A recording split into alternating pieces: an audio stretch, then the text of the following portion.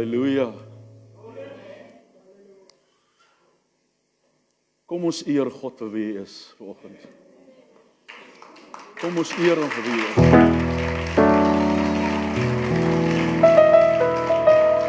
Halleluja. Kom ons aanbid hom vir sy grootheid. Vir wie hy is. Nie net wat hy vir ons elke dag doen nie, maar wat hy vir ons elke dag beteken. Hy moet in alle tye geëer word. Want hy is die God van die leerskare. Hy is die alomteenwoordigende, alomsienende, alomkennende God. Niks is van hom verborgen nie. Hy weet alles wat ons nog nie verstaan nie. En hy bepaal ons lewensgange, waar ons op pad is wat ons nog nie weet nie. En ons kyk na hom vir antwoorde, vir oplossings, vir rigting, vir bevestigings, vir oortuigings, en selfs openbaringe. Here, hier is ek vanmôre, ek is maar net 'n onverdiende diensknegt, hier om 'n instrument in die hande te kan wees, sodat u deur my kan werk, dit wat u wil sê aan ons almal met myself ingesluit. Laat die woord wat uit u mond uitgaan, kom, nie ledig terugkom. Dit moet gaan waarna u dit stuur en doen wat u behaag. Want u het die woord gestuur om ons gesond te maak en om ons keile te red. Die woord is 'n lig op ons pad en 'n lamp vir ons voete. Die woord gee lewe. En die woord haal ons uit die donkerte uit. En die woord breek deur die duisternis in ons gedagtes. En verlig ons sodat ons kan sien wat ons nog nie verstaan nie. We honor you and we thank you. In Jesus' name. Amen. Ek wil vanmôre om my een die Here die eer gee, om vanmôre in hierdie pragtige bediening, Macedonia, te kan wees vanoggend. Baie dankie. Ek het gewag vir hy water, hy tafeltjie. En is vir my regtig 'n voorreg. Nommer 2, ek wil die man van die Here, Bishop, dames en die garde, baie dankie dat u, as die setman van hierdie bediening, my die voorreg gee en die vertroue gee om agter die pulpit te staan. Is die enigene wat dit doen nie. Maar ek dank u dat u vir my toelaat om vanmôre u volk te bedien. Dis by die Here op my hart gesit het. Maar baie dankie sê vir die ouderlinge, leiers wat saam met die man van God staan. Almal wat betrokke is in die raad van die bediening om hom te onderskraag, om hierdie pragtige volk te lei waar God hulle vat. Baie dankie vir julle as gemeentelede, of althans kan ek sê maar familie, want ek sê altyd ons is nie lidmate nie, ons is familie. En familie gee om vir mekaar. Dis in my geval. So vir julle baie dankie, ek begroet in die wonderlike naam van Jesus. Vir vandag sê ons is nie in 'n begrafnis hier hoor. Ons is in die herlewingsdiens. So jy kan 'n glimlag op jou gesig sit. Niemand, die Here is nie kwaad vir jou nie. Die Here is lief vir jou. Halleluja, dan ten laaste, tweede laaste, ek sê groete van ons bediening af, Word of Life Fellowship. Het my nou 'n bietjie losgelaat om hier te wees. Hulle gaan aan, ek sê my nie belly, julle moet groot word. Leiding neem. Hoe gaan julle dan nie kan doen as julle toegelaat word om leiding te neem? Al maak julle foute. Foute beteken net dat jy is 'n fout. Dis maar 'n leerproses. En nou wil ek my mooiste meisie, kan ook nie anders te nie. Kan nie help as jy nou nie het nie. My mooiste meisie in die hele wêreld. Wil ek vandag vir altyd eerbiedigheid betoon. Kom staan nie so dat die mense kan sien en diep raak.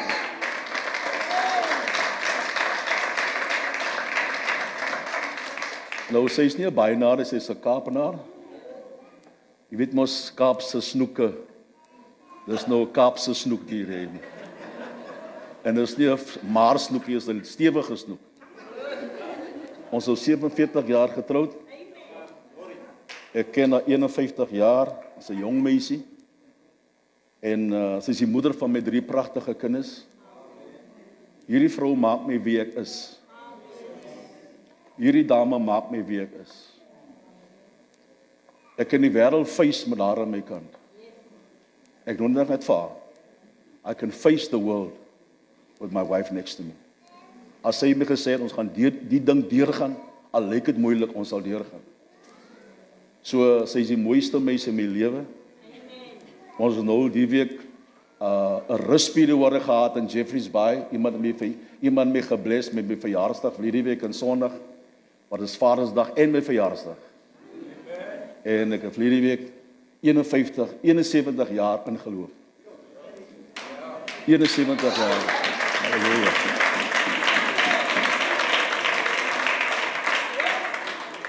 Ek mag oud lyk aan die buitekant, maar ek is nie koud aan die binnekant. Ek kan sê die hele week daar in Jeffreys Bay, lekker by 'n man wat 'n multi-biljoenêr is. Sy huis gekuier op die see. Ai Jesus. Ek kyk so af, ek sien al die volk, hoe swaar kry hulle, en ek is daar die see, hoogtes, en ons het 'n goeie tyd gehad. Soms moet jy 'n bietjie wegbreek, en net kwaliteit spandeer met mekaar. Want ons vergeet soms om romanties te wees. Ons is lief vir mekaar, maar ons vergeet soms om romanties te wees. Jy kan in liefde inval, jy kan in liefde uitopval. So, ek vat haar oral saam met my. Ek vat haar eenmal 'n week vat ek uit vir 'n date. Nie Clary Park toe nie. Ook nie Kanako Mall toe nie. Ons vat haar Home toe. By die boere. Ek trek Sassakaart en sit 'n Sassakaart. Nou sy Sassakaart werk. Halleluja, kan ek daarmee kry. Sy dra aan, ek dra myne. En dit werk 10% vir elke ding. Ons kwai om oud te wees. Jy kry meer voordele. So, sy is my pragtige dame, ek is ontsettend lief vir haar. Ek beklemtoon dit oral waar ek gaan. Ek beklemtoon haar waarde. Want sy is meer waardevol as baie ander dinge in die lewe. Ek sê altyd by gemeentes, eerste Jesus, dan sy, dan julle. Ek kan nie almal met my hart vertrou nie, maar ek kan haar met my hart vertrou. Want ek weet, sy sal my laat sink. So baie dankie, sweetheart. Dis my springbok die, my Marmite, my pakkie chips, my bacon bite, my knickknacks. Ek weet nie waar is jou nie, my broer. Op ou golf speel. Kry vir jou lewensmaat. Is winter, jong. Halleluja. Jy lees speel golf, beteken jy lees so die hele tyd.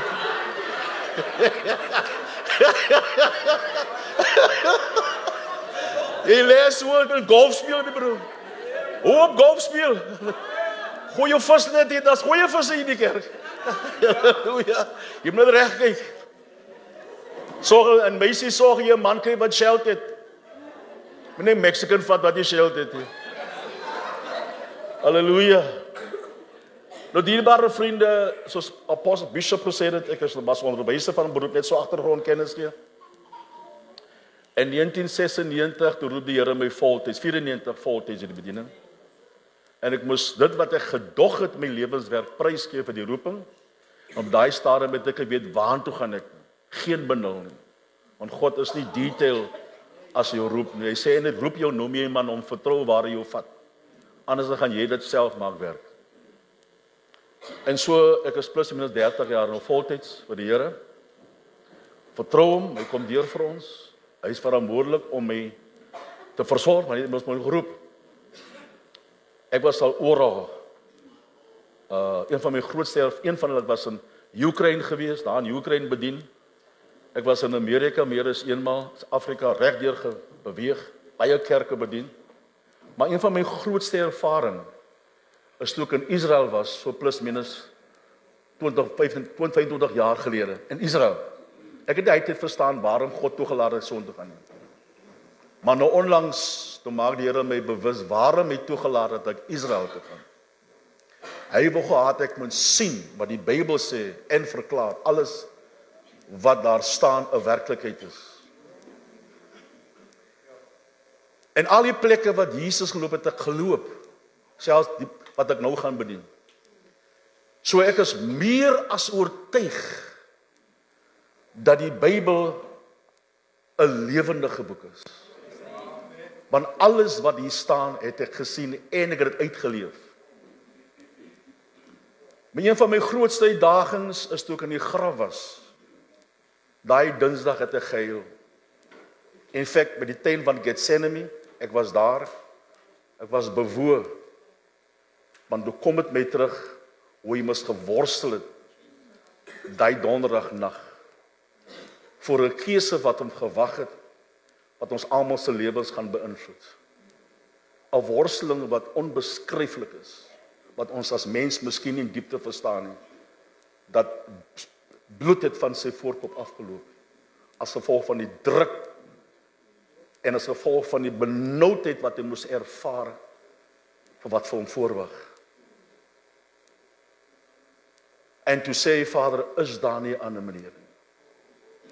Dis die eerste keer wat die wil van die Vader amper teen sy seun gebots het.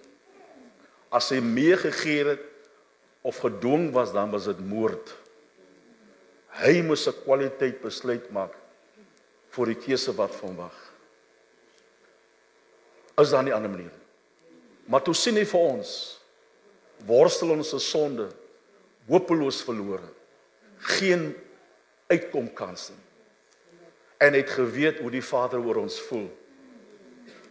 En hy sê, Vader, omdat ek weet dat jy, en was my persoonlik maat en lief het, gaan ek die prys betaal. En toe besef ek, die prys wat betaal was om my lewe is onmeetbaar. En toe ek in die graf instaan, man van God, hoe ween ek. Toe sê ek, Heer, ek kan niks goed ding wat ek gedoen het om hierdie saligheid te verdien nie. Want al my goeie werke diskwalifiseer my.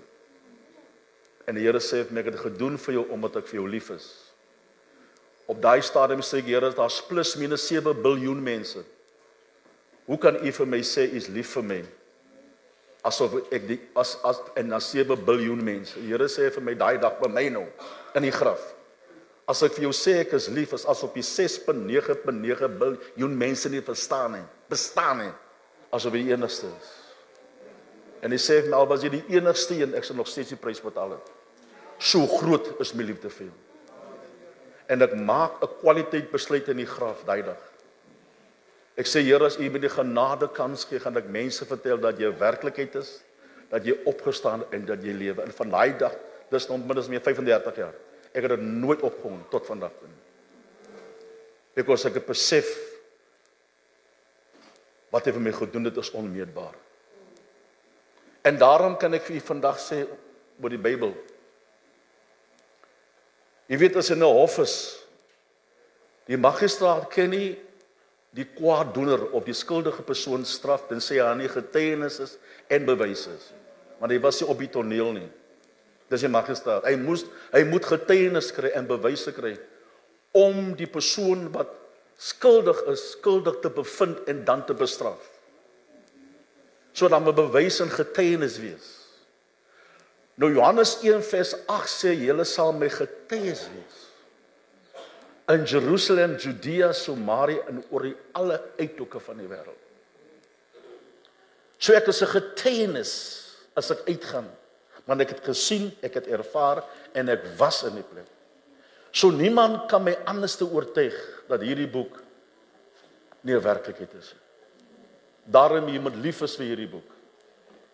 Want hierdie boek praat. Hierdie sien net 'n boek nie, dis God se asem. Wat hy ons bekend maak so ons kan verstaan wat hy wil sê in die tyd wat ons lewe. So daarom sê ek, as ek bedien, ek kom nie om vanmôre jou te veroordeel nie. Ek kom nie vanmôre om jou in te sê, sleg te sê of selfs jou aan te val nie. Dis nie my uitgangspunt, want ek ken mos nog nie vir u nie.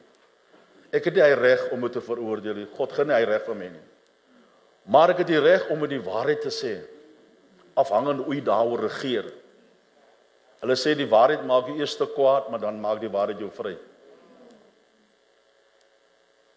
So my uitgangspunt is om niemand aan te val nie, maar te inspireer. Jou geloof te aktiveer en moontlik in hierdie boodskap mag daar iets gesê wat jou bietjie ongemaklik laat voel.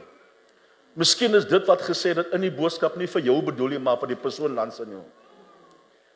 Maar laat my toe om te sê deurgangs wat God wil sê, moontlik deur die proses van die boodskap mag daar iets is wat sekere dinge vir jou bevestig en verklaar of miskien openbaar. So vanmôre is dit my voorreg om die woord van God te bedien. Want God is 'n God van sy woord. Amen. Ek sê God is 'n God van sy woord. Amen. Nou as jy Bybel het, gaan saam met my in die boek van Lukas hoofstuk 5. Is ons almal hier? Amen. Kan ek amen kry? Amen. Hy sê baie stil amen. Amen. As ek jou nou 5 miljoen rand gee, jy gaan nie so amen sê nie. Jy gaan uit die stoel hier spring. Bishop.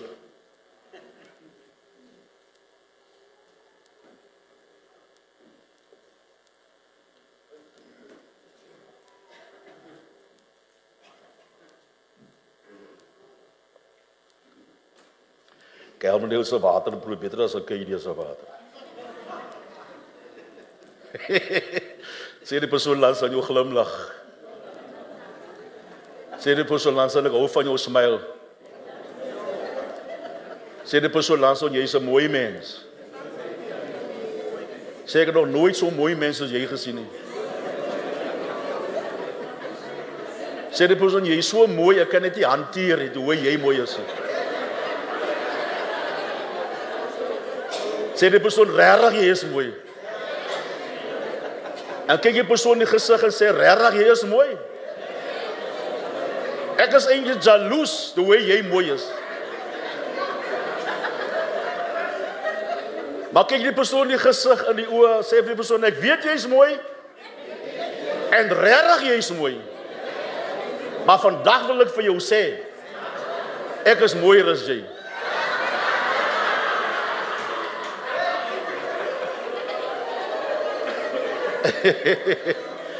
Ek sien dis 'n paar leerlinge hier wat ek onderwys het. Dis 'n baby skool, hulle is van hulle hierso.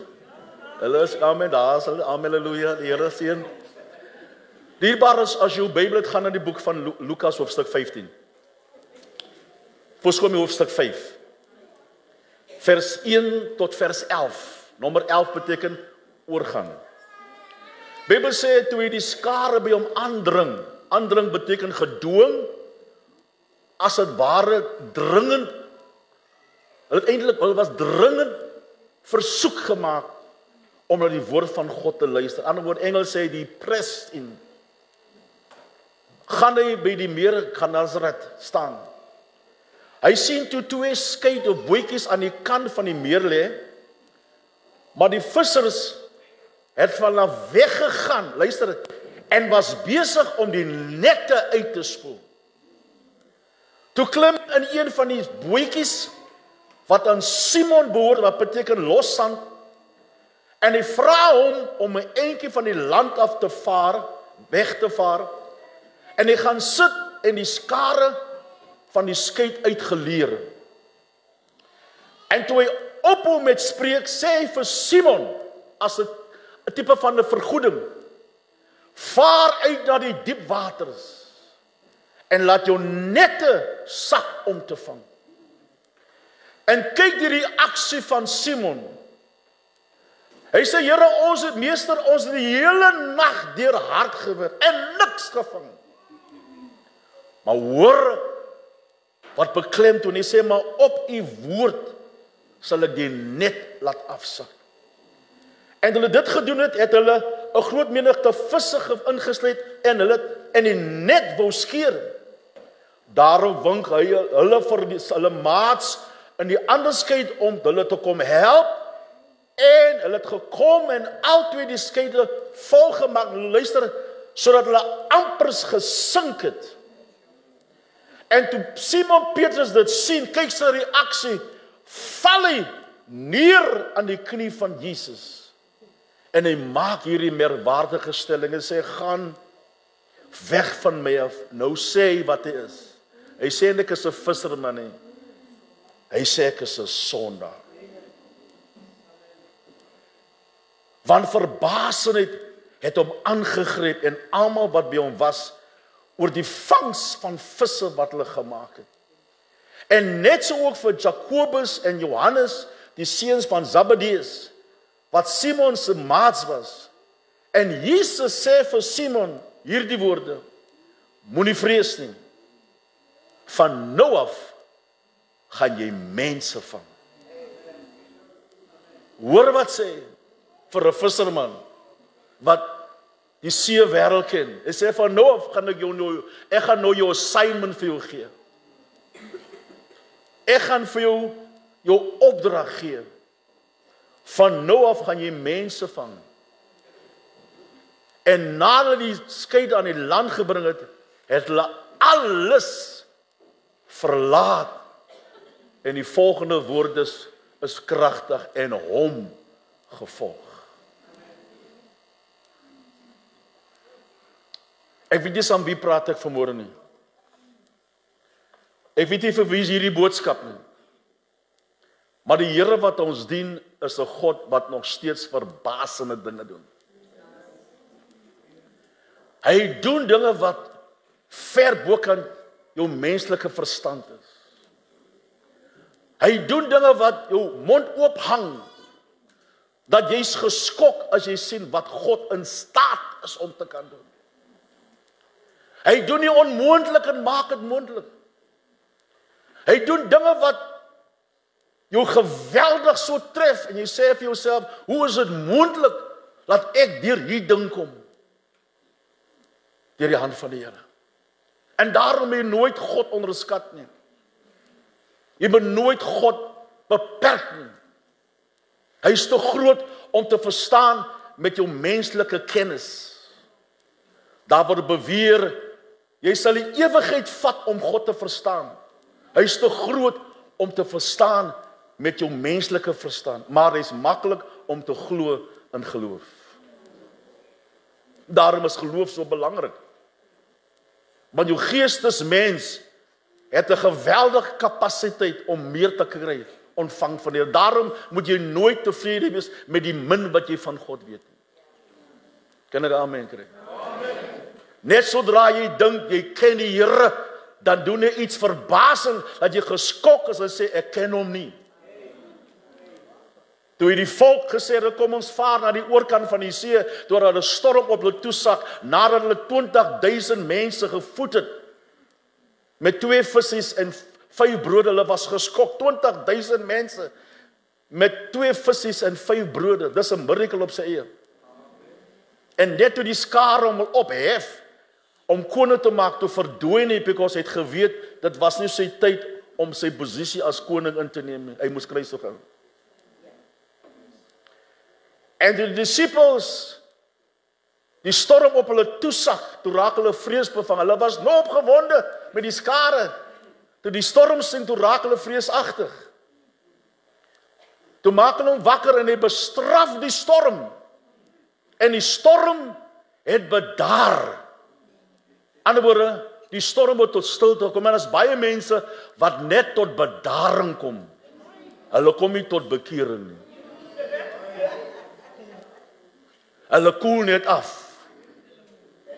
Dan gaan hulle terug na die ou lewe. Hulle kom net tot bedaring. Hulle kom nie tot bekering. En nadat die storm gestraf het en vra waar is hulle geloof, toe is hulle verstom, toe vra hulle, wat 'n mens is die? Laat die winde en die water hom gebied. Hulle het gedog, hulle het hom geken, toe die storm straf, toe ontdek hulle ken hom nie. Net sodra jy dink jy ken die Here, dan doen die Here verbasende ding, dat jy uitvind, jy ken hom nie. Tensy hy nie homself aan jou openbaar nie. En dis wat hier gebeur in hierdie teks. Verbasende dinge. Het jy geweet die Here is 'n God van verrassing? Het jy geweet die Here is 'n God van verrassing? He can surprise you beyond your understanding. Just when you think it's over, then God steps in and does which you cannot do. He can surprise you by this week. He can surprise you by next week. He can suddenly surprise you. Don't never stop praying, never stop believing. Even if you find yourself at the end of the rope, God knows how much you can bear. He will come in at the right time, at the right moment, because He allowed the process of waiting to test your faith. Because dit is wat hom behaag. Nie jou emosies, die prys en naam van die Heer. Dis deel van ons mensdom. Hy moet ons deur die proses vat om ons geloof te versterk, so wanneer die volgende ding jou stryk, dan kan jy terugdink hoe jy destyds gehaal het. En dis nie hoe jy in die storm, is nie hoe jy in die situasie uitkom nie, is hoe jy uitkom. Want jy kom altyd beter uit as wat jy ingegaan het. En dis wat in die teks plaasvind. So wanneer mense gehoorsaam is aan die woord van God, kyk na my, sal die dieptes van die woord jou deurbraak voorsien. Hoe dieper 'n mens ingaan, hoe meer sal dit jou lewe verryk in die gees van God. Die God wat ons dien, is die God van dieptes. Ek sê die God wat ons dien, is die God van dieptes. Daar's meer in die Here wat ons nog nie verstaan nie. Tensy jy nie honger is om meer te soek, dan openbaar die dieptes wat jy nog nie verstaan het. En hier sien ons Jesus was besig om die skare te bedien. Die Bybel sê hulle is as dit ware om gedwing om na die woord van God te luister. They pressed in to listen to. There was skare. Die begeerte, die dwing, die aandring was so sterk. Hulle kon nie wag om te luister na hom. En hy het eens 'n mic gehad nie. Hy het eens instrumente gehad nie. By die bergpredikasie, en ek was daar, vat hy die mense tussen berge, en hy staan en hy spreek 20,000 mense aan, en elke een hoor presies wat hy sê, sonder 'n mikrofoon. Want sy woorde slaan teen die rotse vas. En die mense is 3 dae saam met hom, luister na hom, because sy woorde is lewe en krag.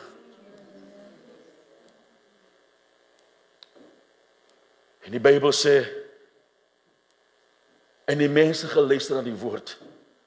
En die Bybel sê, hulle het aangedring. Dierbares, luister my vanmôre.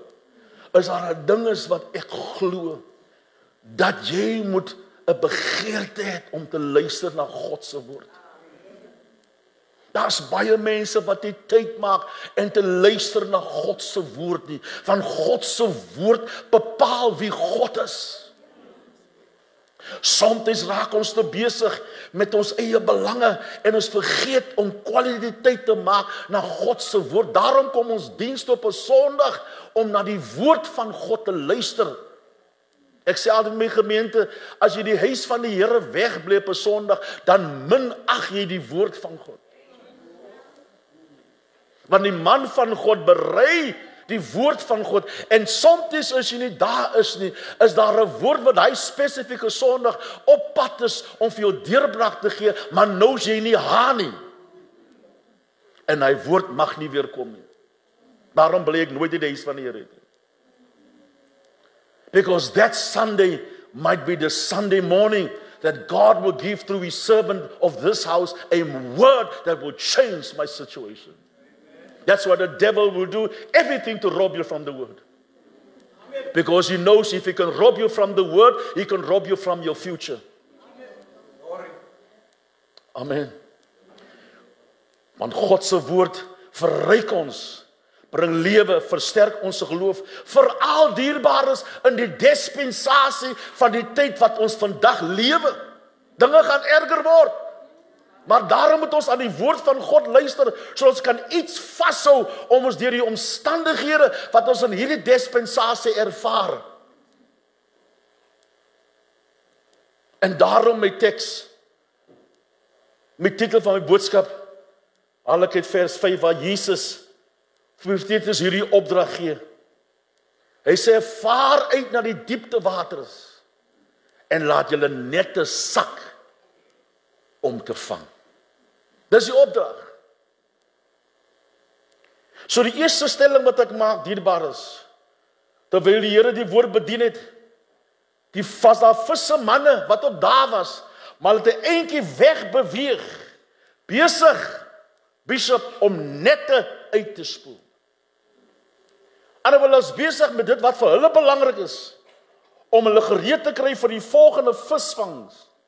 Maar hulle het nie veel aandag geskenk, terwyl Jesus die woord bedien het onder die skare nie. Hulle was besig met hulle eie belange. Nou luister na my, hoeveel mense, selfs gelowiges raak soms baie besig met dit wat vir ons belangrik is. En ons spandeer min tyd om te luister na God se woord. Hierdie mense,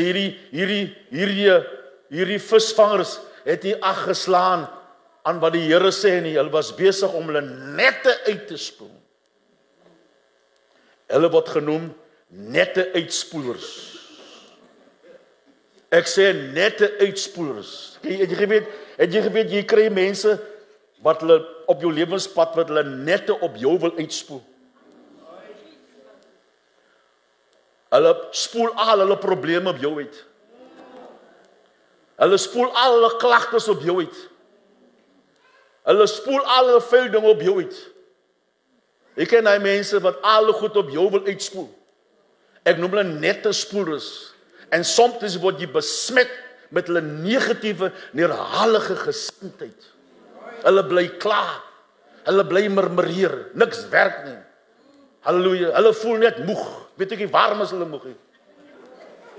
Moeg van kla. Soos 'n hond wat maak, ek is moeg. Ken jy mense wat so baie kla? Moeg gebore en vaak groot geword.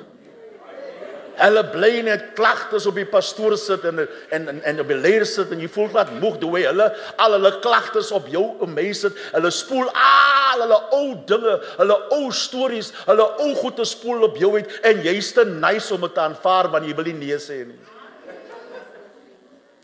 Ek noem hulle net uitspoelers. Veral op gelowiges, hulle wat die Here dien, maar vanmôre wil ek vir iemand sê, as jy weet waarvan ek praat, vandag moet jy die vuil nette van jou lewe afskud.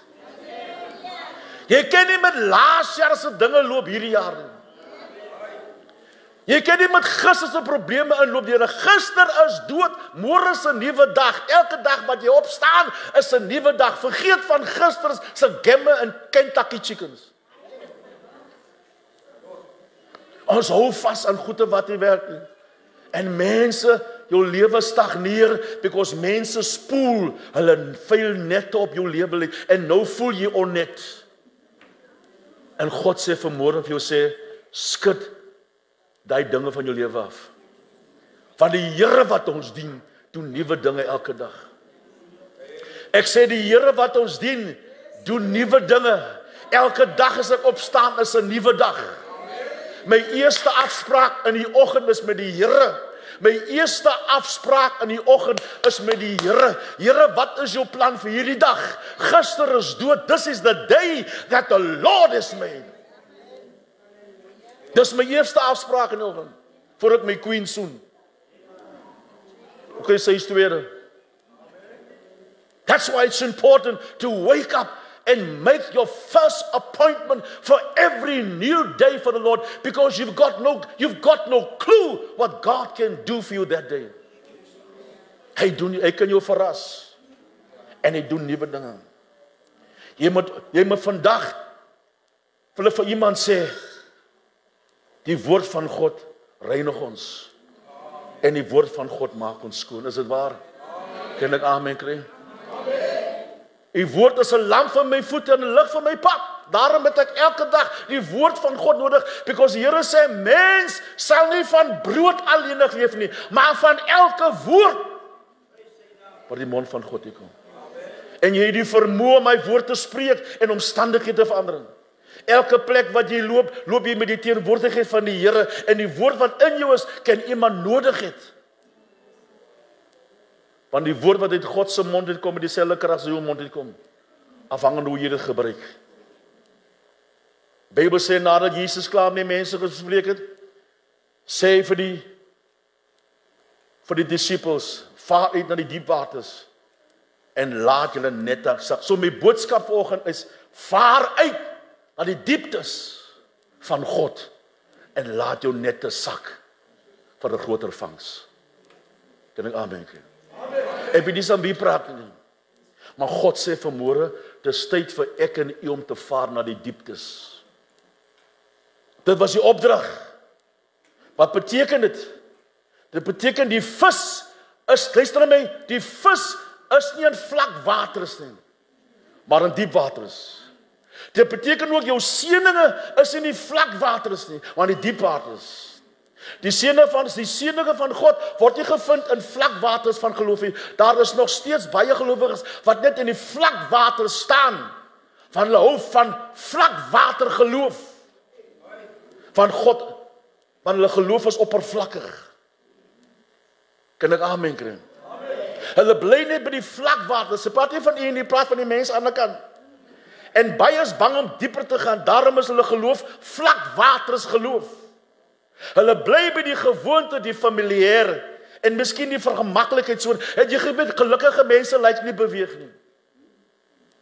Hulle staan stil by een plek. Hulle gaan nie dieper in en uitvind wat daar nog is nie. As mense wat nie wil beweeg nie.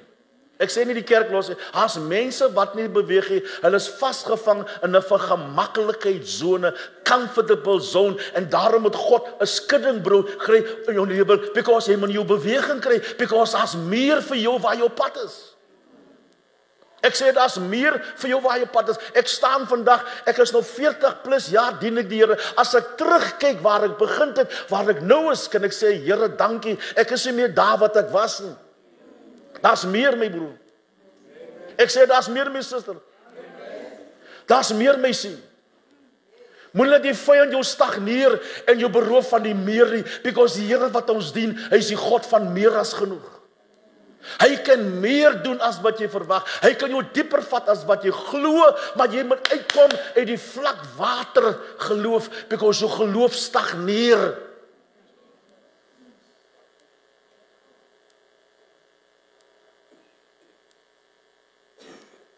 As mense, ek sê dit met groot respek, wat die wegbreek van ou gewoontes om 'n manier van dinge doen nie. Terwyl God besig is om nuwe dinge te doen. Ek sê altyd die evangelie boodskap bly dieselfde, maar die metode soms verander. Because ons leef in 'n ander dispensasie. My oorlede pa was 'n prediker en hy was dinamies in sy tyd, maar ek is nie hy nie. Hy het sy deel gedoen in sy generasie. Ek my deel doen in hierdie generasie. So wat 'n impak maak jy in hierdie generasie? Is nie hoe lank jy leef nie, is hoe produktief jy is in die lewe. Daar's mense wat 80 jaar leef, maar hulle lewe was onproduktief. Hulle was net saamlopers, maar nie betrokkenheid nie. Dan's daar mense wat 40 jaar leef, maar hulle lewe was produktief. Mense se lewens beïnvloed. Mense se omgewings verander. Jesus vir 3,5 jaar het die wêreld geskit en ons voel nog steeds die impak. Luister, vanmôre is nie hoe lank jy leef nie, is vir wie leef jy?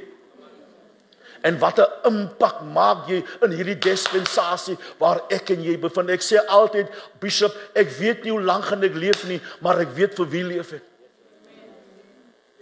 Ek sê ek weet nie hoe lank gaan ek leef nie. Jy tree mos nie uit in die bediening. Daar's nie so ding soos uittreë nie. Jy is hier vir altyd. So might as my jou mind opmaak om jouself uit te leef vir hom. Because elkeen van ons hier het iets van die Here ontvang. God sal jou nie red as hy nie 'n doel het vir wat jy wil gebruik, because you supposed to change your environment and not your environment change you. Ek bly in Arcadia waar daar gunskitter is. Ek kan bly daar in Lorraine. Ek kan bly daar in die wit areas. Maar jy gesien hy mense tee sakkies agter. Hulle kan so hard kry. Ek bly tussen die mense wat groot geword het, because God sê ek sit jou tussen die mense. Ek wil hê 'n verskil maak. Dronkies en daggerokers en deurmekaare mense. En ek was mis op 'n stadium daar gewees. Nou sit ek met tussen sulke mense, die verwerpte, verstote mense. Ek is oral Katanga, ek is oral besig. Deur die week 3 dae, week of 4 dae is ek besig van Boysonspark tot Lorraine al daar in wat se plek se naam Kensington, ek is daar uit na. Ek slit nie stil nie. Tot 'n man van 71 jaar, ek hardloop, was ek weet hoe lank aan die lewe nie. Is nie wat ek doen wat belangrik is nie, wat my motiveer is my liefde vir Jesus. Dis my motiveringskrag. En baie van ons het so baie om te gee en ons so baie om te doen, maar kyk na my kinders van die Here, ons besef nie wat ons het nie, totdat ons dit verloor. Wat jy vashou, gaan jy verloor. Wat jy weggee, gaan jy teruggee. En die Here wil hê ek en u moet 'n impak maak in die omgewing waar jy jouself bevind, of dit in jou werk is of waar ook al. As jy hier iets ontvang, moet jy dit gaan toepas daar, because as iemand wat jou storie moet hoor, en jou storie is nie my storie nie. En hoeveel mense is stilsittend met al die kwaliteite en die gees van God, die krag van God in jou, en ons stagneer because ons wil nie beweeg nie. Tensy God nie iets doen om jou beweging te kry nie, because jou doel vir sy lewe is belangrik. En hoeveel mense, daarom kan mense wat in vlak waters dien, hulle wil nie uitvaar na die dieptes nie. Hulle glo, maar hulle vlak geloof. Hulle lees die skrif, maar hulle sien net die oppervlaktes en die vlaktes van die woord. As hulle bid, dan is dit vlaktes gebed. Ek toets 'n gemeente nie op 'n Sondagoggend nie. Ek toets jou in die gebed. Lieflik om Sondag mekaar te kom. Maar kom ons op knie, man. Dis waar ons die stryd kry. Op ons knie, as jy op jou knie gaan, dan sidder die vyand. Hy is bang vir 'n gelowige wat op jou knie gaan, because jy's in 'n oorlog. Ek sê, jy's in 'n oorlog. Daar's 'n vyand wat sal alles doen om jou en jou kinders te beroof, en as jy nie fight nie, gaan jou kinders verloor. Die is 'n oorlog. Ons is in 'n fight tussen die duisternis en die lig. En jy is die instrument wat God wil gebruik om die vyand se magte te oorwin. Die Bybel sê, onderwerp jou aan die Here, weerstaan die duiwel, hy sal van jou wegvlug. Hy het nie mag teen jou nie, tensy jy hom nie gee nie. Maar as jy weet wie jy is, hy moet jou vrees en nie jy vir hom nie. Daarom vrees ek nie. Bishop, had hulle man meer, kom skiet aan my gun, kom skiet nie, ek moet point 'n gun na my, kry die pak, net so. Dit wil ek preek. Ja, ek het bier geskrik, kan nie stry nie. En wil sê, nee, ek was kwaai nie. Nee, ek het bier gebewe, ek blink aan my kop, ek gaan my skiet. Ek dan wel oké. Jy weet mos, die sterre was 2 plekke, want jy gaan na die hel of hotel, een van die 2. Wie van ons staan ek sê? As jy sterwe, jy gaan 1 van 2 plekke, as hy die hel of hotel, ek is op pad hotel toe. En hy wil skiet, en ek staan na. Ek sê, wel Here, ten minste ek is in die bediening. Hy lig die gun op. Hy kyk na my en die mense sien sy hand sak af en loop weg. 'n jaar wat kom hy tot bekering en hy sal my gedien. Because dit was nie my tyd nie. Daarom vrees ek nie. Nie terwyl ek besig is met my Vader se belang nie. En God sê vanmôre vir iemand, dis tyd om te beweeg van die oppervlakkige dinge. Hy sê hy wil jou dieper vat. As mense wat die liefde van God verstaan, maar hulle gaan nie diepte van God se liefde. Kyk wat sê Efesiërs 3 vers 18 tot 19, hy sê, en laat julle in staat kan wees, laat julle is in staat kan wees om saam met al die heiliges ten volle te begryp. Luister, wat die breedte, die lengte, die diepte en die hoogte, sê Paulus, dis 'n gebed. Vers 19 sê, en die liefde van Christus te ken, luister, wat die kennis oortref. Die liefde van die Here, wat die kennis oortref, is nie verkeerd om kennis te hê nie, maar liefde is kragtiger as kennis, because liefde bepaal wie God is, because God is liefde. Die kennis bepaal wie hy is, maar God sê vanmôre,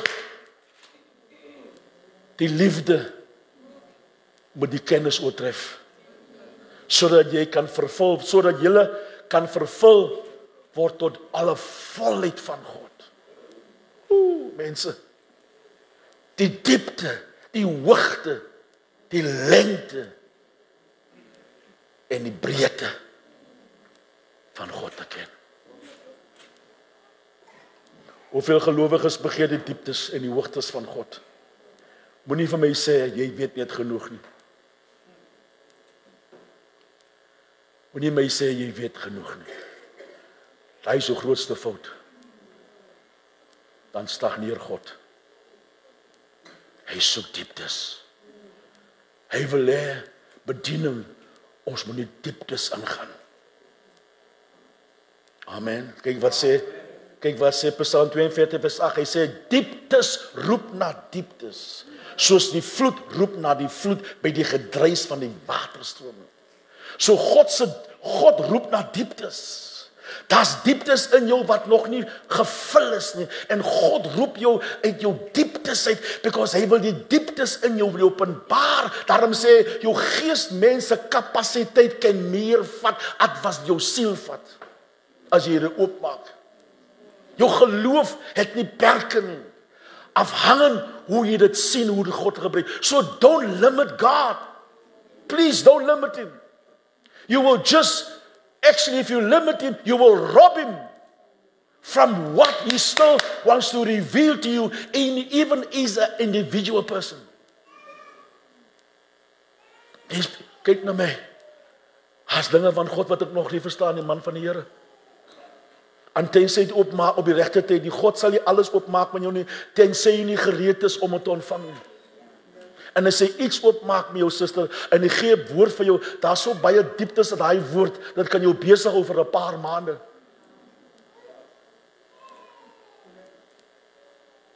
Daarom sê Job 12 vers 22, hy sê, hy openbaar dieptes uit die duisternis uit, en die doodskade weer bring hy uit in die lig. 1 Korintiërs 2 vers 9-10 sê, want die oog het nie gesien nie, en die oor het nie gehoor nie, en dit in die hart van die mens opgekom, die dinge wat God berei het vir die wat hom lief het. Jy het nog nie gesien nie, jy het nog nie gehoor nie, daar het nog nie goed in jou hart opgekom, wat God aan jou openbaar. Luister my, vir die wat hy lief het. Dis die kondisie, die wat hy lief het. As baie mense, daar's twee soorte liefde, daar's die voorwaardelike en die onvoorwaardelike. Voorwaardelike liefde is mense wat jy net lief het, solank hulle iets uit jou kry. As mense wat sien hoe hulle jou kan gebruik, it's conditional love. Voorwaardelike liefde, dis beperkte liefde, maar onvoorwaardelike liefde het nie perke, en God is liefde, en hy wil die dieptes oopmaak aan die wat hy lief het, afhangend hoe honger hy is. Bybel sê, want God berei het vir die wat lief het, nou sê hulle lief het, maar God het dit aan ons, deur wat? Jy sê gees openbaar, want die gees van God ondersoek alle dinge, ook die dieptes van God, en die gees van God openbaar het aan u, soos God het behaag. Luister my vanmôre, ek kom leer man van God, ek het 'n verhouding met die gees van God elke dag. Ek praat met hom gereeld, hy is met my.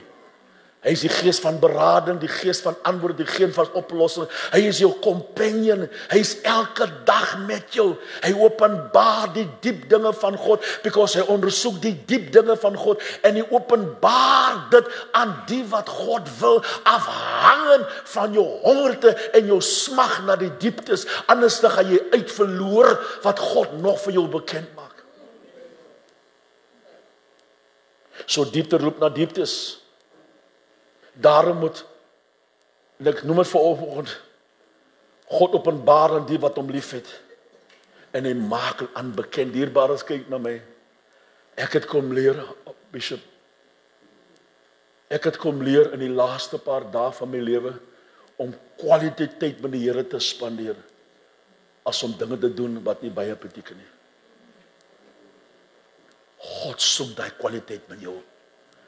Hy wil met jou praat. Ek sê altyd by die mense die bediening, hoekom moet ek altyd vir jou bid?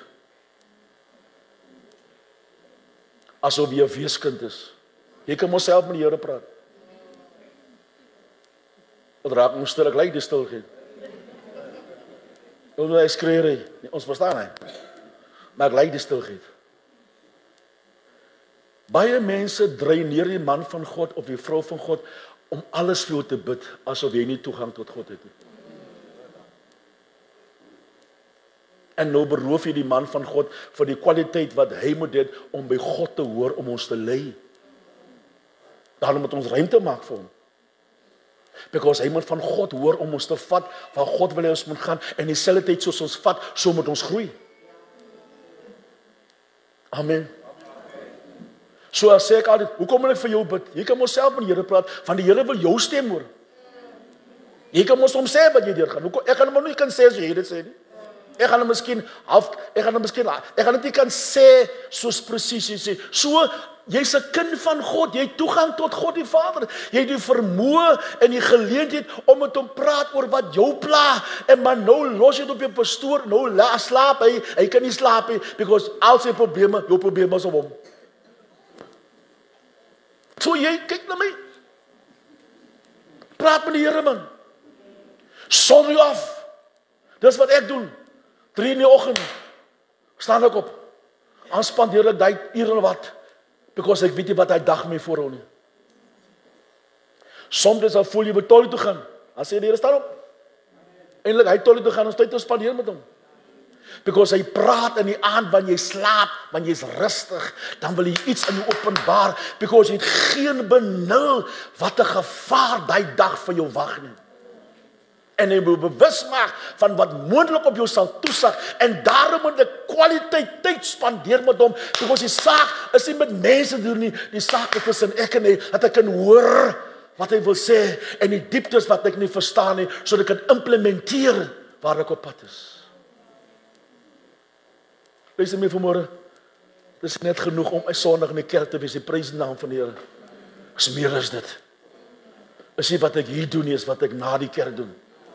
Wat doen ek daar wat ek werk? Wat 'n impak maak ek daar by mense wat die pastoor nie ken gaan nie? As mense op jou pad wat jy kan beïnvloed, maar jy moet luister van die Here en vir hulle kan gee die dieptes wat God nie verstaan nie. Dat mense kan sê, "Waar hoor jy hierdie goed? Ons verstaan dit." Dat jy sê, "Omdat God dit aan my openbaar, en nou sê ek vir wat die Here sê." Daar's te veel stilswyende Christene. Hulle kom net sonnaoggend uit. Die week sakkel af so submarines. Gluk, gluk, gluk, gluk, gluk, gluk, gluk, gluk, gluk. Wie wou praat? Submarine Christene? Nee, nie julle nie, by my nie julle, dis reg.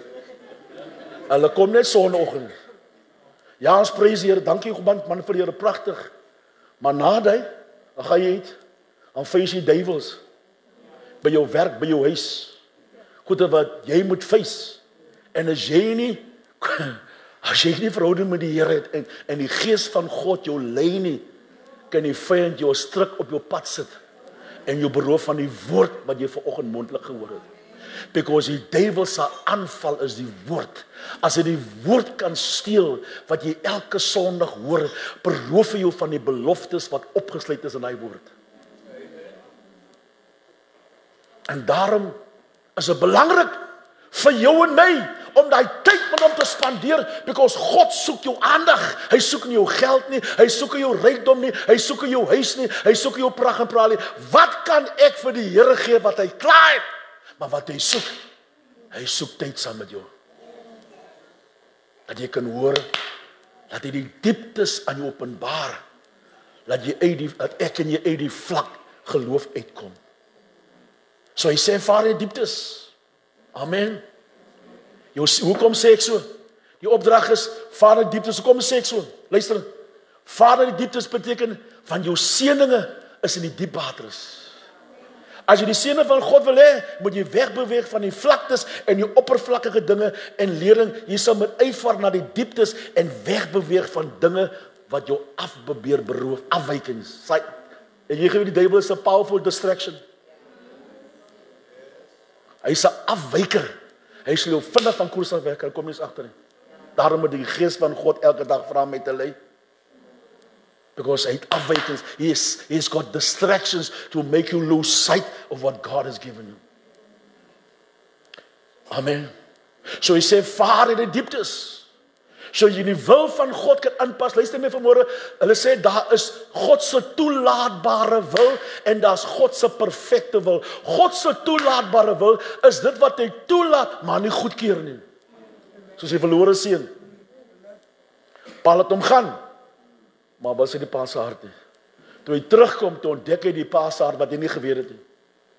Hy het die pa geken, maar hy het die pa se hart geken nie. Toe hy terugkom, toe openbaar die pa sy hart en sê en omhels hom en soen hom, toe hom besef die seun wie sy pa is. En baie keer is daar iets soos God se toelaatbare wil, maar dit beteken nie God se goedkeuring, maar dan is daar God se perfekte wil wat God toelaat en goedkeur. En dit is waar ek en u moet wandel elke dag.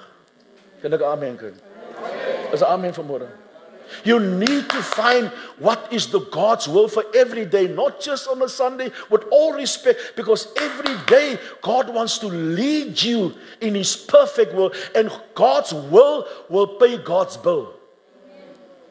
Daarom is dit belangrik vir my om in God se wil te wandel. Dan maak dit dinge makliker. En jy weet as jy in God se wil werk, wandel, dan werk hy dinge vir jou. Hy maak dit makliker vir jou lewe. Amen. So die boodskap van die dieptes van die water, dieptes van geloof, het jy geweet? Diep waters van God se teenwoordigheid, die diep waters van God se woord skep die diep waters van aanbidding. En sy blydskap, net diep waters van die gees van God openbaar die diep waters van God se hart. En dit is waar jou seëninge wat vir jou wag gevind sal word. Daarom sê hy vanmôre, kom ons vaar in na die diep waters. Luister my vanmôre, is een ding om God se gedagtes te ken, is ander ding om God se hart te ken. Daarom sê God vir Dawid is 'n man na my hart. 'n Man wat gewillig is om enige ding te doen. As baie mense wat God se hand soek om te gee, ek moet God se hart soek. Wat is sy hart vir my? En dis nie maklik nie.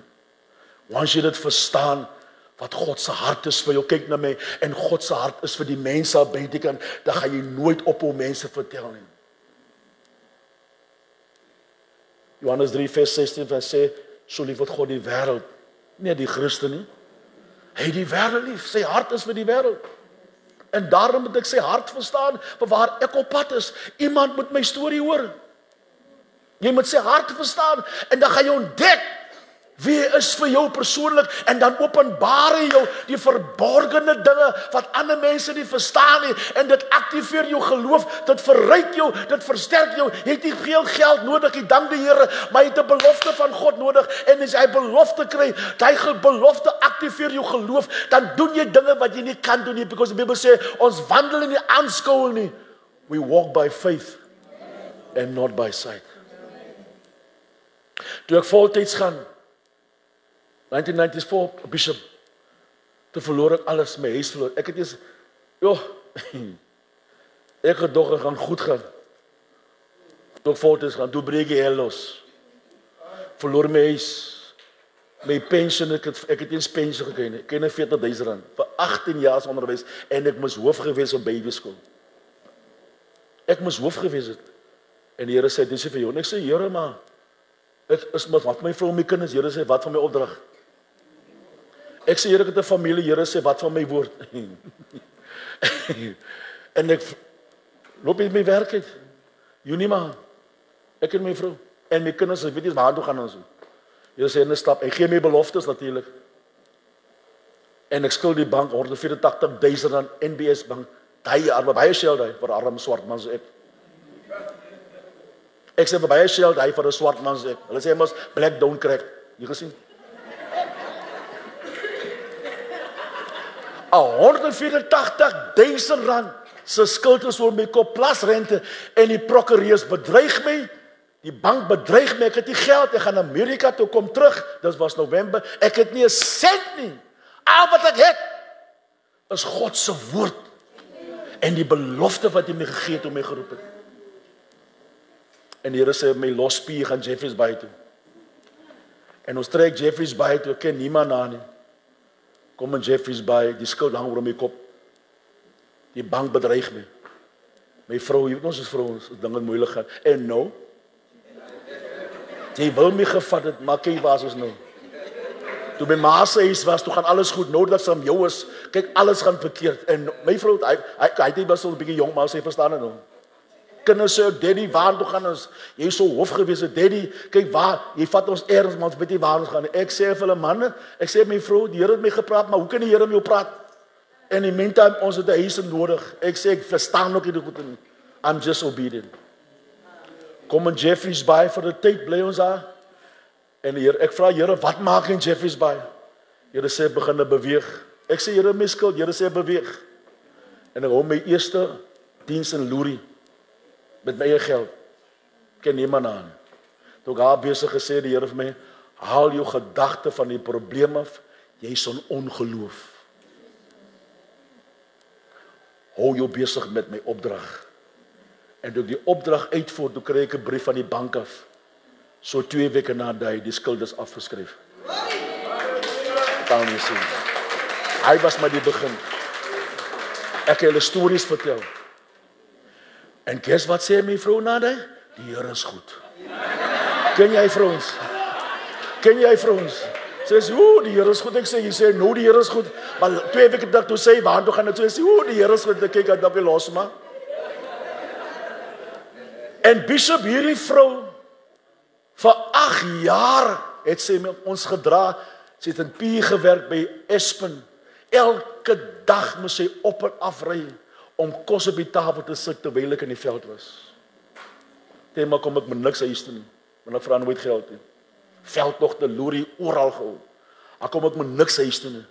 As die einste vrou elke dag in die koue wintersomer, dan ry sy af van Jeffreys Bay P. Partymal staan, ek het eens geweet nie, partymal vra sy 'n lift in die mynpad om werk te kom in die oggend 5 o'clock. In die koue kom sy werk toe en die aand kom sy huis toe om kos op die tafel te sit. Terwyl ek in die veld is.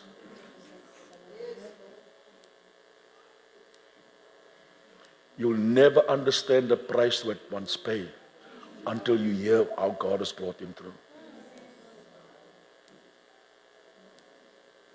Daarom kan jy nooit my seëninge met jy kan nooit hierdie godsman se seëninge met ander mense se seëninge vergelyk nie. En vandag is ek dankbaar vir daai vrou. Daarom eer ek haar. Because ek weet sy het 'n prys betaal.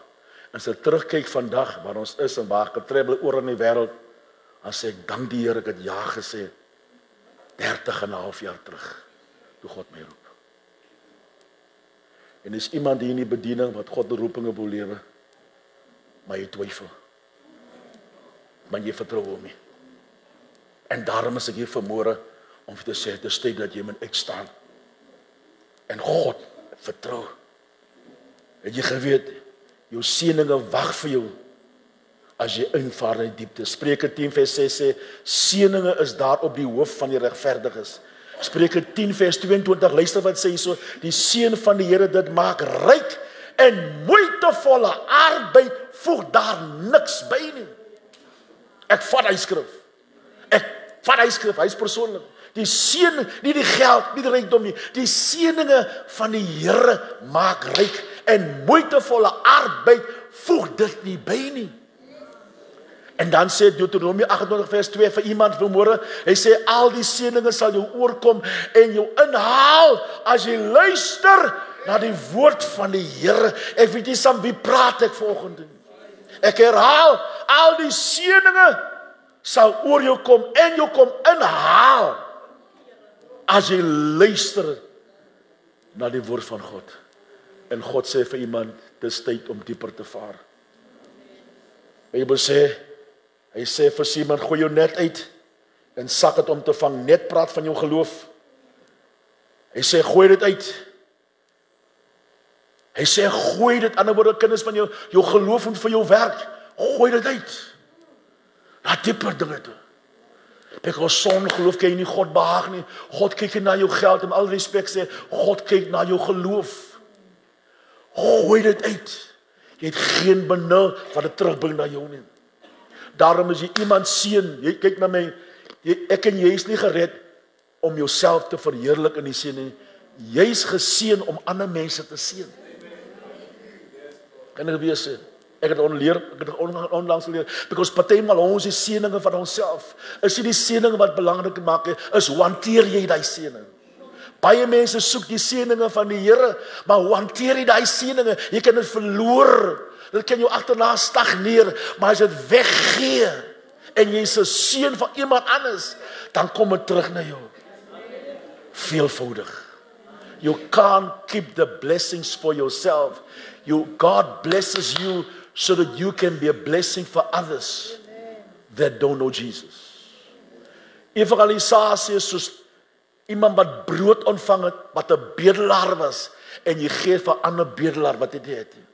Daarom kom ons Sondag kerk toe, om die woord van God te ontvang. So you can't keep the blessings for yourself. If you keep the blessing for yourself, you stagnate the next blessing. But if you are a blessing for someone out there who don't know Jesus, it comes back to you. Gister was ek met mekaar daar in 'n kuier daar in Western, en hier kom 2, 3 manne sit lekker drink. En ek het 'n gesprek met hulle. Een nou luister wat ek sê. Terwyl hulle drink, praat ek met hulle op 'n manier. Toe hang hulle my mond. So julle hang nou my mond nou.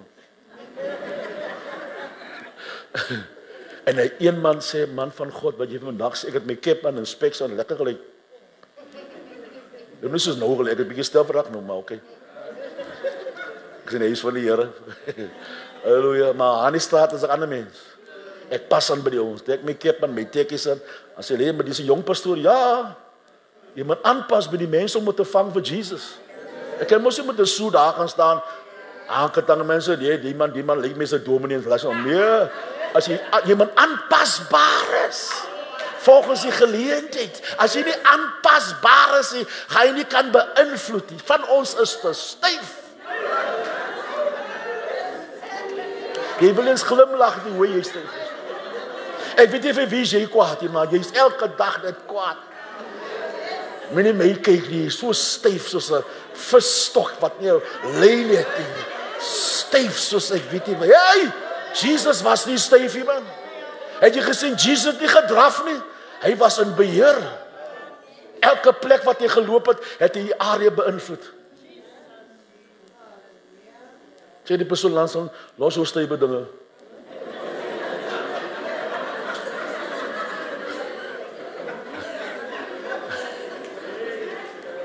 Kan ek amen kry? Kan ek amen kry? Kan ek klaarmaak? Moet ek klaarmaak? Ek wil hulle sê amen. Dat hoor waar hulle staan. Dierbares, ek gaan nou klaarmaak, maar ek wil graag die ding neer sê. Jy weet, ek is 'n eintlike pastorie. Ek is baie meer evangelisties georiënteer. Dis my krag. So, wees maar verdraagsaam.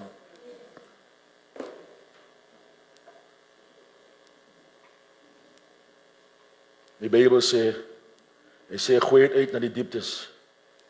En kyk wat sê Simon. Simon sê, ons die hele nag deur hard gewerk en niks gevang nie. Kyk wat sê Simon.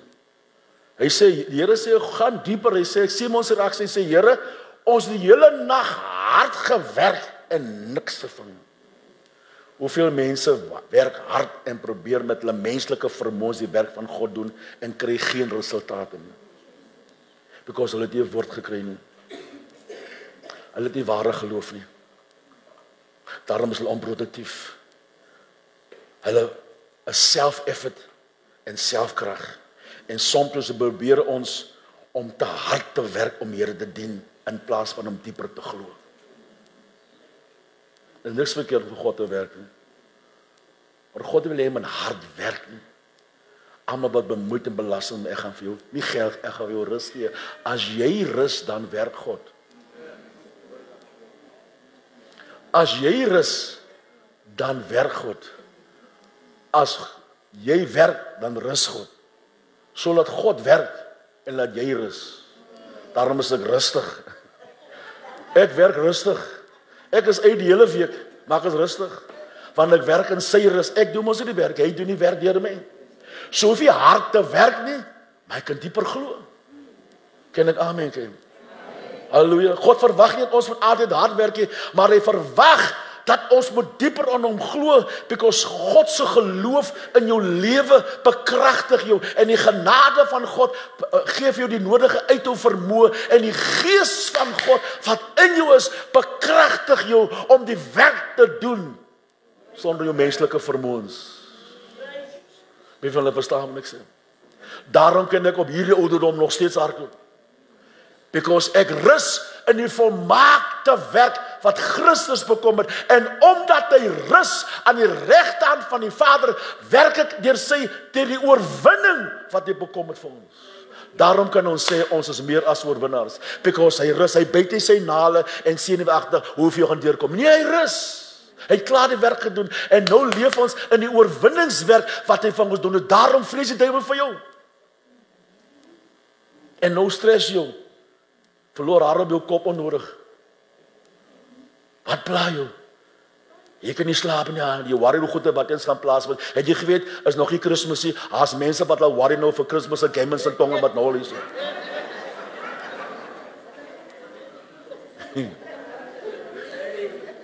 Hy sê my nie kwel wat jy gaan eet, wat jy gaan aantrek nie. Hy sê mos so, Bishop, ek pla my nie oor môre nie, want ek leef nie môre nie. Ek gaan nie my stres nie. As ek gaan slaap in die aande, die Bybel sê, God kan nie slim in slaap nie. So sy oë gaan nooit toe nie. Hoekom moet ek my oë oop hou heel nag?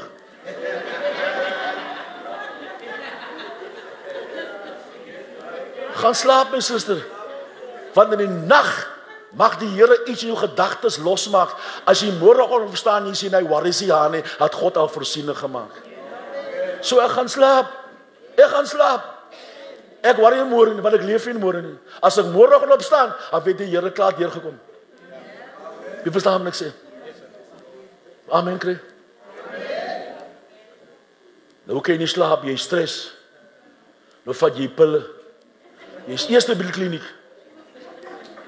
Vir hy wit pille. By die kliniek. Hy pakke pille. Kamer is vol pille. Die microwave is vol pille. Die potte, elke pot is daar pille. Aan die bed is daar pille. En nou lyk ons soos pille. Jy, daar is net een pil, en is die gospel van Jesus Christus. As hy pille geneem, is hy uitgesond. Ek sê, daar is net een pil, en is die gospel. As hy pil het, jy is uitgesond. Kan ek amen kry? Kan ek amen kry? Kom ons gaan dieper. Hy doen wat die Here sê, en die Here sê vir hom, hy sê, gooi die net uit. Gooi die net uit. En toe dit gebeur, toe vang hulle klomvis, en die net het probeer skeer. Toe noem Petrus, hy roep sy maats om hom te help, en die Bybel sê, die bote het ampers gesink, so baie vis was daar, because het gevaar dat die dieptes. En die rede waarom hy nette geskeer het en die bote gesink het, hy het nie reg geluister nie. Die Here sê, gooi die nette uit meervoud, hy gooi die net uit enkelvoud. En hoeveel van ons luister nie reg nie? Ons luister nie subjectief nie, ons luister objectief. Nou vat ons 'n ding sonder te besef wat dit beteken, because ons te hastig. Ons moet subjectief luister. En dit is waar God praat. Daarom as jy oor tiendes praat, dan word die mense kwaad. Hy word opgewonde om dit uit te oefen. Nee, waar my sel nooit. Because hy luister objectief. Hy luister nie met insig en met oortuiging as die man van God praat wat hy eintlik sê. Because ons luister bo, ons luister die onder. Daarom vir die mense het Jesus vergelykings gebruik en iets verduidelik, maar hy maak dit oop vir sy disippels, want hulle moet die dieptes verstaan waar hy op pad pad. En die veel van ons luister net bo, en sy wonderlike geen resultate nie, terwyl God sê luister. Jy sien, baie van die pastoor, jy weet, ek sien mos die manne, jong manne in die kerk, die manne kan die mense gaan, ek denk, hy is emosies. Manne spring hoog, as hy 'n mic het, maar as hy substance. Hy hardop sy reputasie, maar hy het 'n karakter nie. En hoeveel mannes beweeg op hulle reputasie, maar sy karakter het flaws. God stel nie belang in jou reputasie nie. God stel belang in jou karakter. Because dit is wat hy nodig het om die gewig te kan dra van die roeping op jou lewe. Daarom, ek was man van God, toe die Here my 40's roep. Ek is al 40's. Wie wat ek het 14 jaar gewag, toe sê die Here my, ek is nou 40. Ek sê nooit, Here. Ek is dan 14 jaar besig met jou, sê hy sê, daai 14 jaar in my geval was voorbereiding om my karakter te vorm, om die verantwoordelikheid te vat waar my geroep het. David moes 14 jaar wag voor hy 'n koning kan inkom. Hy was geroep, gesalf, maar die proses om hom voor te berei, hy moes van Saul vlug vir 14 jaar totdat God vir Saul uit die weg het geneem, toe kon hy instap in sy bediening. En baie van ons is geroep, maar die proses is belangrik. Dan vra die man van God. Karakter, my broer. Dit dra jou wat geld nie kan dra nie. En hoeveel jong man, ek sien hulle man, ek sê jong manne, onder wie jy gesit? Wie was jou mentor? Wie het jy onderskrag? Wie het met jou gesit en uitgewys die nikke van die bediening? Maklik om te skree. Maar die vraag is die, het die toets geslaag? En mense het dit hoor. 14 jaar moes ek weg. Nou is die fout. Ek sê, Here, 14 jaar. Hy sê, nee, jy was nie gereed nie. En vandag sien ek die resultate. Hoe God my begin gebruik. En ek dank die Here vir hy 14 jaar. Ek sê nie gaan vir jou lang wees nie. Maar wat belangrik is, hy berei jou voor vir dit wat jou storie het. En as jy instap en jy kwalifiseer jou, kan niemand jou na dit diskwalifiseer. Die hande klap vir die Here, is dit goed.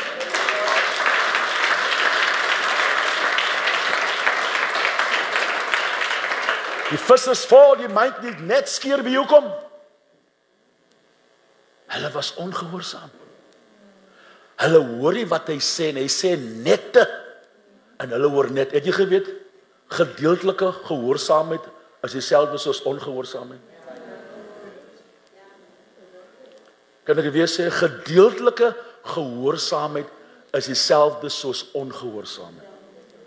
Daarom moet ek reg hoor as die man van God praat. En nie my eie gevolgtrekkings maak nie. En ek is nie gereed nie. Die nette sink, want hulle was nie gehoorsaam nie.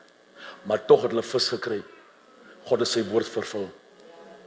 En toe hulle vis kry, toe is Petrus verbaas, en hy val voor die Here neer, en hy sê, gaan weg van my af. Ek is 'n sondaar.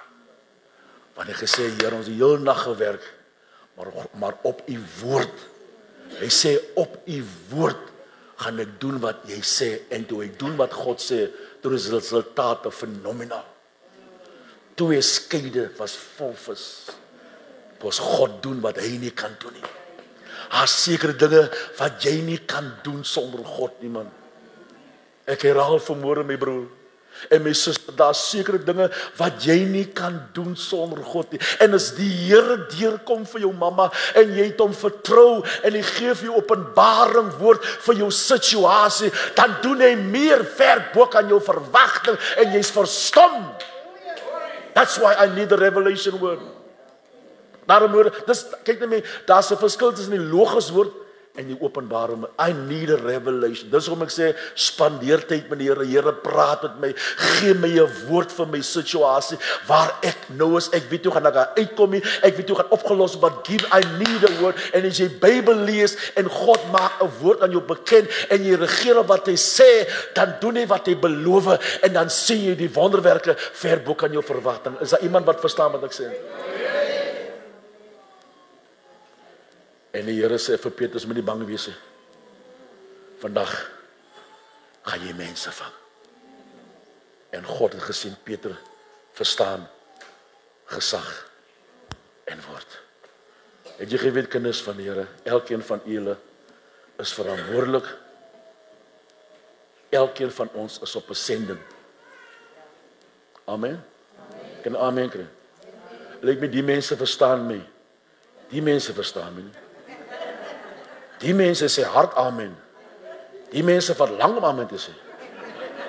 Ek sê, het jy geweet, ons almal is op 'n sending. En lyk my die mense verstaan nog, verstaan Afrikaans? Die mense, ek herhaal, jy geweet, ons is op 'n sending. Hoekom sal die Here vir jou red en nie jou familie sien? Hoekom sal die Here vir jou red en stil sit? Hy kom as iemand anders in my plek gered. Want ons almal is op 'n sending. En op jou sending het jy opdrag. Jy is nie net gered om stil te sit nie. Is meer as dit. En jy moet kyk na my en ons is nie op 'n plesierboot nie. Ons is op 'n visserboot. 'n Plesierboot lê jy agteroor met jou umbrella en jou nice hoede. Nee, ons is op 'n visserboot. Want die wêreld is 'n see met baie visse. En hierdie bediening het God hier geplaas met groot respek gesê deur die man van God om visse te vang vir Jesus. As iemand nie my vertel het, was ek vandag hier nie. Is dit waar, pastoor? So vanmôre wil ek jou kwaad maak. Is jy net 'n spoeler of is jy 'n visvanger? Ek herhaal, ek met twee mense verstaan, is alright. Ek vra vanmôre, ek gaan 'n huis toe met my vrou nou. Ek vra vanmôre, is jy net 'n uitspoeler of is jy 'n visvanger? God soek visvangers. Hy soek nie net 'n uitspoelers. Net soos die Here iemand vir jou gestuur om jou te vang, hang af wat 'n byt jy gebruik, kan die Here vir jou gebruik. Die man wat met op 'n keer gelê het, om mamas ken 'n jantjies. Hy is van Joburg, Boyses Park gebly. Hy het tot Gogh ook nog. Jy sal nie verstaan hy goed nie. Nou hy goed en hoe sê nie, man. Jy gaan nie like die koekwai ek nou. Maar ja, toe Gogh. En hy lei my na die Here, hoe doen hy? Hy het my bevriend. Ek het gesit in Gogh. Hy het daar gesit. Maar hy bevriend my sonder my te condemn. En hy bevriend my en in sy bevriendskap kom hy eendag na my huis toe voor die job toe gaan en hy deel met die evangelie op 'n vriendskaplike manier. En gee my hart vir die Here. En hy's weg Joburg toe. Ek weet nie, het my niemand my opgevolg nie. Ek het niks kerk behoort nie. Hy het net die saad gesaai en hy's weg. 3 jaar na dit, ek het nog bietjie deurmekaar weer geraak na hy, soos maar is, want die saad moet ontkiem. En 3 jaar na hy stap ek en my vrou by die dropping. Maar Pastor Neville kom net, hy pastoor was. Toe ek daar instap, toe weet ek dis wat ek soek. And I've never turned back, because die saad was gesaai, was die regte saad, is die ontkiemingsproses. So jy kan saad saai. Al kom 'n persoon tot bekering nie. Jy kan saad saai. Die saad werd ten laaste geweet, pastoor, jy sien die 5 diere, die leeu, die renoster, die buffel, die seekoeie, olifant, en die vloeie, nee, die vloeie, wat is anders? Ja, die B5, die leopard, ja. Jy kan nie vang met jou hand, jy gesien? Jy kan nie vang met jou hand, het is gevaarlik.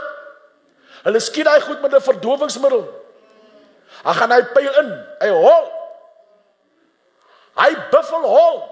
Hy val ja voor. As hy lam. Dan kan jy hy buffel of 'n renoster wat so gevaarlik is. Hy kan niks doen nie. Hy lewe maar hy's verlam. Dan sit hulle 'n chip in hom, dan kan hy sy bewegings monitor. Hy ding opstaan as hy weer lewendig. Maar hy weet dis 'n chip in. Want die evangelie werk so. Ek bedoel die mense praat meneer, ek het my kerk met my vertel nie. Ek was elke laat jy maar praat man. Hy kan maar sê die chip, die saad is in. Hy gaan hol en val hy in Joburg. Hy kom tot bekering in Joburg. Want jy die saad geskiet. Jy verstaan ek nie. Kan ek amen? Jy verstaan wat ek sê? As 'n amen vir laat hy maar skel en vloek en sê, los jy hom net, man, die saad is in. En hol hy. En beland en grab hy net. En val ja, kom jy tot bekering. En na 2 jaar hoor jy is gered deur jy by die saadgewoed. Geskep. So visvang is belangrik. Vanmôre. God soek visvangers. Hy soek nie stilsitters nie. En as jy 'n visvanger wil wees, en dieper val, kyk na my, jy sien die man van God, en leiers van die bediening, het die mantel om die bediening te lei, vloei saam met hulle. Kan ek dit weer sê? Kan ek dit weer sê? Enige bediening, die man van God, en die leiers het die mantel, vloei saam, dan gaan jy ontdek hoeveel mense gaan jy bring na toe. En as jy die saak verstaan, jy gaan nie meer lenig na toe kom nie. Because mense soek visvangers. Kom ons maak toe die oë. Buig die oë.